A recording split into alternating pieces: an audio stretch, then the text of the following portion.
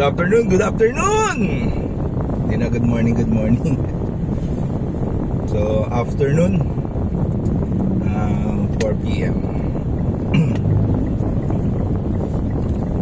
Takbo muna tayo dun sa medyo malayo na client natin. Maniningil lang tayo. Ipaswelto tayo sa Saturday. Sana makasingil. So, ayun, nakasombrero pa ako ng New Energy Academy. Close na yung ating registration for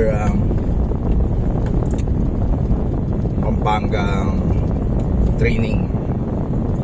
Napuno ko agad Di bali, susundan natin kagad yung training, no? Ang training will start on April 27 ang orientation, and yung final hands-on training will be on 29-30 of May. So ayun,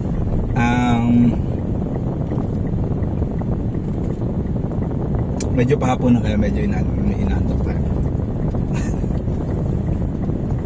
So pag-usapan natin yung yung after sales support ng mga brands ng inverter, lalo na ngayon. Busy ang lahat, no? So pag known brand, meron silang after sales support dito sa Pilipinas, supposed to be, or as they claim. Marami tayong brands, mga malalaking brands na maganda after sales support, no? Marami silang tao, nagagampanan talaga nila yung after sales, no? So yun yung mga brands na magandang i-carry kasi wala kang magiging problema, lalo na yung mga brands na kahit na alanganing oras na sumasagot, kasi may mga times na hindi ka makauwi kasi hindi mo pa ma-commission yung system mo, at ayaw mo nang balikan sana para makalas sa gastos kung halimbawa malaya yung installation, no?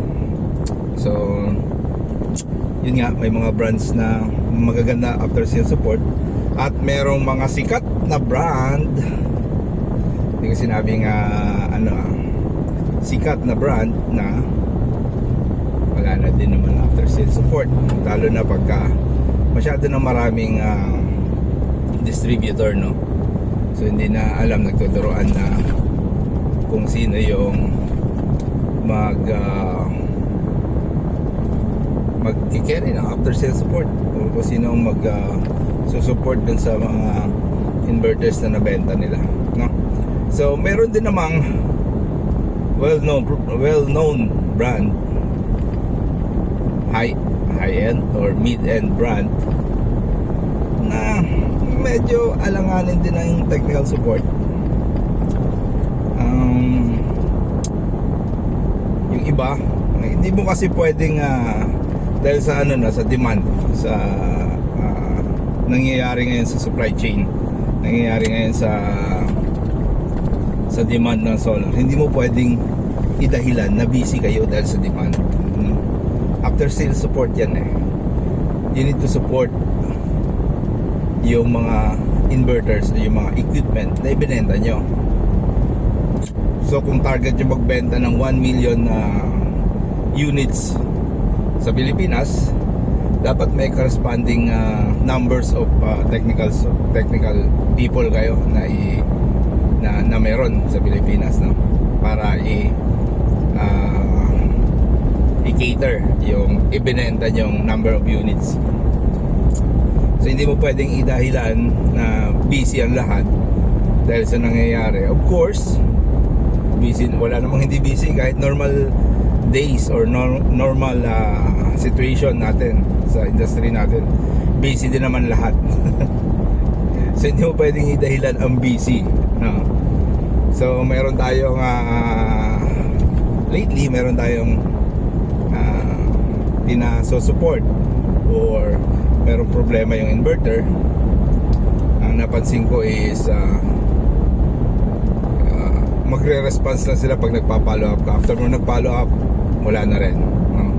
So pa-follow up ka, tapos magre-response naman sila, please attend or please check. Tapos doon, wala na naman. Ano ka na naman, follow up ka na naman, please check ulit. Ganun ulit, no? So, parang nakakasawa yan para sa mga installers tsaka mga end users. So at least meron man lang sana ang diagnosis, or at least ginagawa ng paraan para ma-diagnose yung problema. Kasi habang lumilipas yung oras and araw, nalulugi yung end user na bumili. Or let's say kasalanan ng installer, yung pagkasira ng inverter or ng anuman equipment, kasalanan ng installer. Tuldukan nyo na, sabihin nyo na kasalanan ng installer. Hindi yung we will check, i-verify namin, tapos laging ganun nangyayari, check, verify, check, verify, check, verify. In reality, wala naman talagang gumagawa, diba? Kaya mamimili kayo ng brand na i-carry nyo as installer or as contractor, no? Mamimili kayo ng brand na tutulungan kayo in case. Very naman yan, rare situation, no? Sa tagal na nating nag-install as contractor, bihira lang din naman mangyayari yan. Well, kung halimbawa kasalanan ng installer or ng company or ng contracting company, kasalanan naman nila. Minsan hindi mo rin naman kasi talaga makokontrol yung mga tao, yung mga tao mo, no? Mga tao ng company, dahil iba-iba naman pag-iisip yan. So minsan may pagkakamali, pero ganun pa man. So technical support is technical support. You need to support your client. Kailangan mo talagang i-attend or i-assist. At least sabihin nyo or sabihin natin, sir, nagkaroon ng problema dahil sa ganito, nagkamali po siguro, kasi wala man tayong ebidensya na dyan, wala nang aamin dyan. So kung factory defect, sabihin din natin. Or kung talagang kailangan pa ng mas maraming time to check, sabihin nyo maraming need pa namin ng time, more time. Hindi yung iiwan nyo sa ere yung kliyente, diba?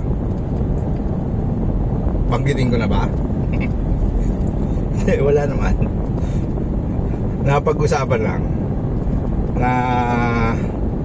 na-realize ko lang ngayon lang how technical support important dun sa mga installers, no? Pero pagkabukas hindi nyo, pagbukas, sana bukas meron na, may balita na tayo, para naman makasingil na rin tayo. Patay tayo dyan, hindi tayo makakasingil pag may problema.